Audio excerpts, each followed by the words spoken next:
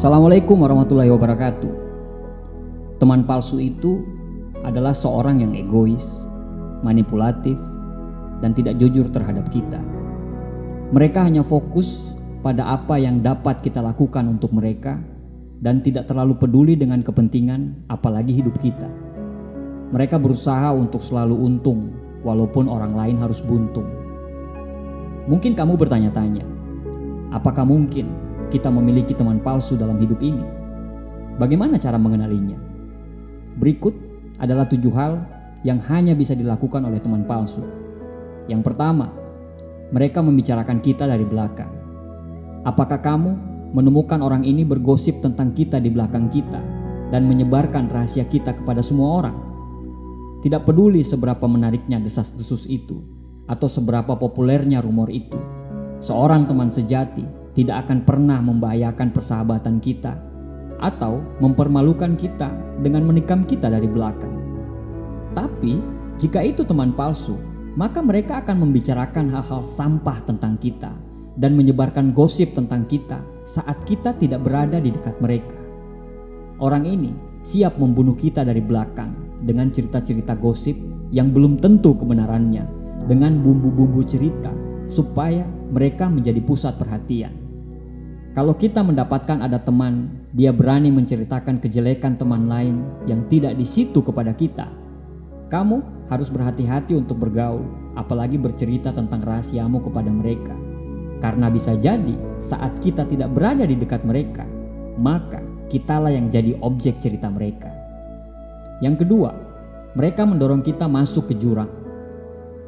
Ketika keadaan menjadi sulit, teman palsu akan rela melemparkan kita ke jurang dan menyalahkan kamu, andaikan itu berarti bisa menyelamatkan wajah mereka sendiri. Mereka tidak peduli, mereka tidak akan memihak kepada kita, dan mereka pasti tidak akan membela kita ketika orang lain menyakiti dan meremehkan kita. Pada kenyataannya, mereka tidak akan menganggap kamu ataupun menganggap persahabatan kamu. Kalau mereka terdesak, mereka tidak akan sungkan menjadikan diri kita sebagai tumbal untuk menyelamatkan muka mereka. Yang ketiga, mereka hobi membatalkan janji. Apakah kamu pernah menghabiskan waktu hingga berminggu-minggu untuk merencanakan perjalanan dan dilakukan demi teman kamu, dan dia membatalkannya pada menit-menit terakhir? Dan alasan pembatalan itu adalah alasan-alasan yang tidak masuk akal sama sekali. Apakah ada sesuatu hal yang sudah lama kita nantikan untuk bisa kita lakukan bersama mereka, tetapi mereka bahkan tidak pernah merasa repot, selalu menggampangkan dan orang lain semua yang menyiapkan, dan pada akhirnya dia akan dengan gampang membatalkannya. Tidak peduli beberapa kali kita mencoba terus mengingatkan mereka tentang hal tersebut, tapi mereka yang kamu sebut teman itu tidak pernah menepati janjinya. Dan akhirnya kamu harus belajar lagi dengan cara yang sulit. Lagi-lagi bahwa kamu tidak akan pernah bisa mengandalkan mereka datang kepada kita. Yang keempat, kamu tidak pernah dilibatkan dalam rencana mereka. Apakah mereka sepertinya dengan mudah untuk lupa mengundang kita dalam berbagai hal? Apakah kamu lebih sering merasa dikucilkan daripada kegiatan-kegiatan kelompok? Padahal kamu sudah berusaha keras untuk mengundang mereka atau memberitahu mereka tentang rencana kita, tetapi mereka tidak melakukan hal yang sama terhadap kita. Kita sudah berjuang untuk membuat rencana-rencana dengan mereka, tetapi ketika mereka punya rencana, kita sama sekali dilupakan. Yang kelima, mereka menelponmu hanya untuk meminta bantuan. Apakah situasi di bawah ini terdengar familiar terhadap kamu? Halo, apa kabar? Begini, aku tahu kita sudah lama tidak berbicara, tapi aku butuh bantuan yang sangat besar dan aku pikir kamu bisa membantuku. Please. Jika teman seperti itu baru saja menghubungi kamu ketika mereka meminta bantuan, maka mungkin mereka teman yang palsu. Teman palsu pasti berpikir bahwa tidak masalah untuk muncul menghantui kita selama berminggu-minggu dan meminta bantuan terhadap kita.